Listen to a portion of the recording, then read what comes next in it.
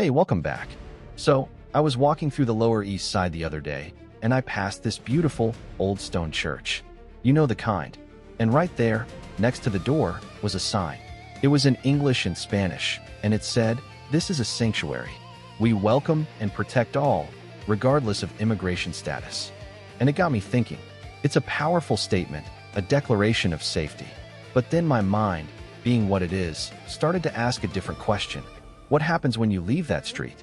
If you walk 10 blocks north or 20 blocks west, does that promise of sanctuary still hold? Or does it unravel? Welcome, I'm Ibnul Jaif Farabi, and this is The Unraveling Thread, a production of Light Not Studios. Today, we're pulling on a thread that's woven deep into the fabric of American cities and towns. We're talking about the idea of sanctuary, but not just the symbolic idea. We're talking about the actual, on-the-ground, uneven geography of police non-cooperation. The patchwork of policies that determine whether someone can call the police for help without fear, or whether they'll avoid any contact with the state at all. The question at the heart of it all is simple, but the answer is profoundly complex. Sanctuary for whom? Let's start by clarifying what we mean. When we say sanctuary city or sanctuary policy, we're not talking about some shadowy harbor for criminals. That's a political caricature. At its core, it's about limiting local law enforcement's entanglement with federal immigration enforcement. It means that a police officer in, say, New York City, generally won't ask about your immigration status during a routine stop, and the city's jails won't routinely honor requests from Immigration and Customs Enforcement, or ICE, to hold someone past their release date, just so ICE can pick them up. The stated goal is community trust. The theory is that if everyone, regardless of status, feels safe reporting a crime or acting as a witness, the whole community is safer. It makes logical sense. But logic, as we know, doesn't always map neatly onto geography. Because here's the first layer of the unevenness. It's not a national policy. It's not even a consistent state policy. It's a dizzying mosaic of county by county, city by city, and sometimes even precinct by precinct decisions. You can have a staunchly sanctuary city like San Francisco, and then drive an hour into a neighboring county where the sheriff proudly partners with ICE. I saw this starkly growing up between cultures, and now living in New York. The rules of engagement with authority change dramatically based on your zip code. For a family living in this reality, a trip to visit relatives, a new job commute, a wrong turn off the highway, can mean crossing an invisible border into a completely different legal reality. The sanctuary isn't a blanket. It's a quilt full of holes. And this brings us to the second, more insidious layer of unevenness. Even within a proclaimed sanctuary city, the promise isn't always evenly distributed. The policy might be on the books downtown at City Hall, but how does it play out in a tense traffic stop at midnight in a predominantly immigrant neighborhood? The officer has discretion. There's a phenomenon called the chilling effect, where fear is so deeply ingrained that the official policy becomes almost irrelevant. If a community has seen ICE activity nearby, or heard stories of someone being detained after a minor infraction, they will retreat into the shadows. The sanctuary sign on the church door is a powerful symbol, but it can't fully counteract the deep-seated fear of a uniform.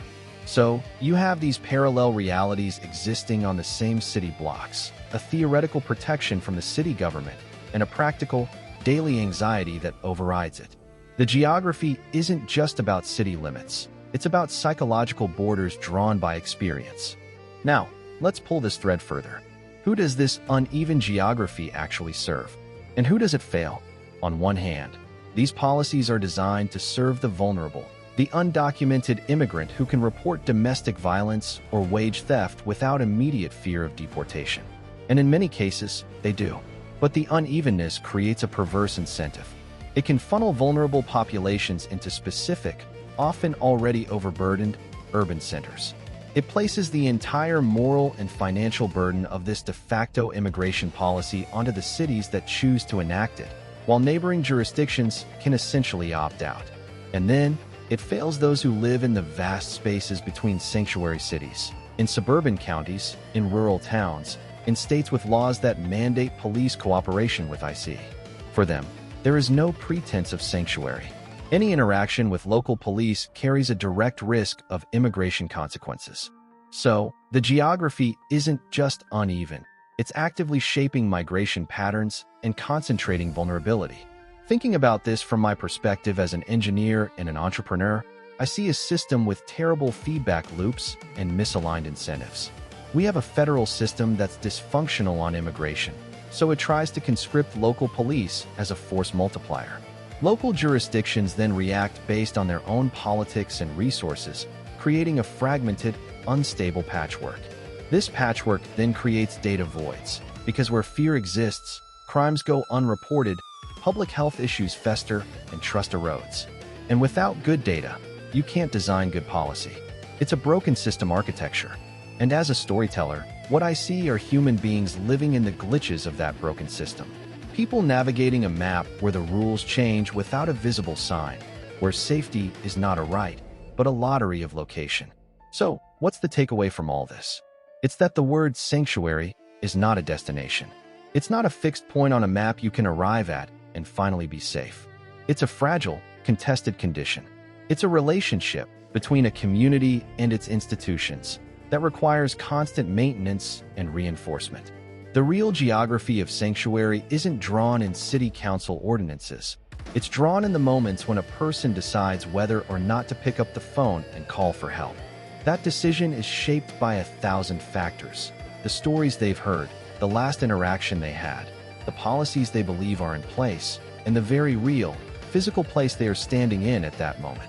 The unraveling thread here shows us that a promise of safety can't just be proclaimed. It has to be woven, consistently and diligently, into the everyday fabric of law enforcement, into the training of every officer, into the messaging of every local official, and into the lived experience of every neighborhood. Until then, sanctuary will remain a privilege of geography and not a guarantee of justice. Thank you for listening to The Unraveling Thread. If this conversation resonated with you, please share it with someone. It's through these discussions that we start to reweave the fabric. I'm Ibnul Jaif Farabi. This episode was produced by Light Knot Studios. You can find more of our work and join this ongoing investigation into the systems that shape our lives at lightknotstudios.com. Until next time, take care.